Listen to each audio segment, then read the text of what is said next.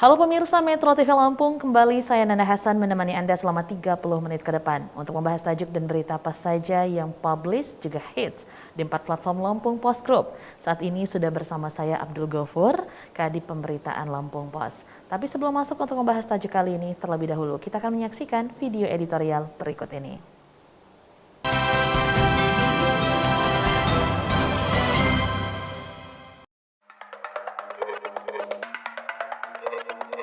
Protokol kesehatan tetap, harga mati.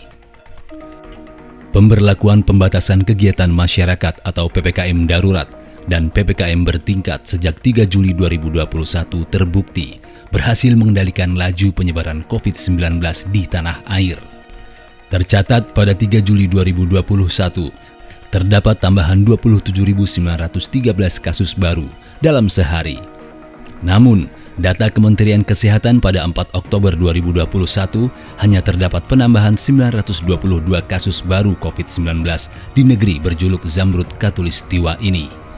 Fakta tersebut menunjukkan bila penerapan PPKM darurat yang kemudian diubah menjadi PPKM bertingkat atau leveling berbanding lurus terhadap tren positif penanganan pandemi di negeri ini. Dampak positif itu diantaranya pelonggaran aktivitas ekonomi hingga pemberlakuan pembelajaran tatap muka di wilayah yang menerapkan PPKM level 1 hingga 3. Tren positif ini menjadi berkah tersendiri terhadap masyarakat. Kemudian, pemulihan ekonomi secara bertahap. Menunaikan kewajiban khusyuk di rumah ibadah hingga indahnya menimba ilmu langsung di sekolah mulai bisa dinikmati. Kita tentu tidak berharap berkah tersebut hanya menjadi kenikmatan sesaat. Kita ingin semuanya pulih dan bangkit seperti sedia kala. Namun, untuk mencapai hal itu ada syarat dan ketentuan berlaku. Kuncinya hanya dengan menerapkan protokol kesehatan secara ketat dalam segala aktivitas sehari-hari.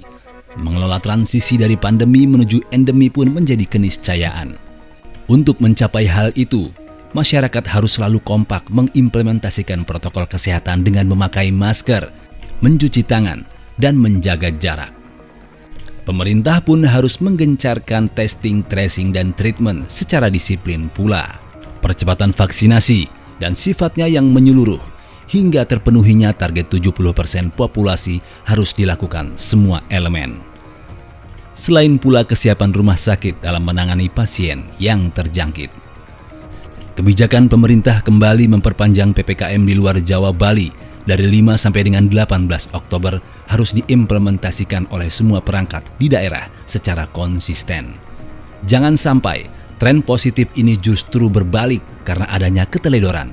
Apalagi sejumlah negara tetangga seperti Malaysia, Singapura, dan Filipina kini mengalami gelombang ketiga COVID-19. Bangsa ini harus cepat mengambil pelajaran dari lonjakan kasus di berbagai negara yang angka vaksinasinya cukup tinggi. Belum lagi munculnya varian-varian baru seperti varian Mu yang pertama kali terdeteksi di Kolombia, Amerika Selatan, kini mulai terlacak di Malaysia, termaksud varian Lambda dan Delta yang masih dapat memicu munculnya gelombang ketiga. Pengetatan pintu masuk dari luar ke dalam negeri harus secara konsisten dilakukan.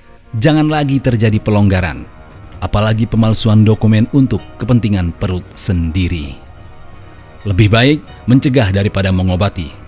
Caranya, jangan sampai terjadi kebobolan intervensi di hulu atau hilir dan intervensi multisektor. Sudah tepat langkah pemerintah memperhatikan perkembangan kasus COVID-19 di luar Jawa dengan kembali memperpanjang PPKM di luar Jawa dan Bali. Namun, bersamaan dengan itu, vaksinasi dosis pertama dan kedua harus dipercepat. Selain itu, testing dan pelacakan kontrak erat atau tracing ditingkatkan karena saat ini belum sesuai eskalasi pandemi dan belum merata di seluruh daerah. Dan tentunya pula dengan membudayakan perilaku protokol kesehatan 5M untuk meminimalisir resiko penularan. Saatnya masyarakat terbiasa berdampingan dengan COVID-19 dengan menerapkan norma-norma era kebiasaan baru.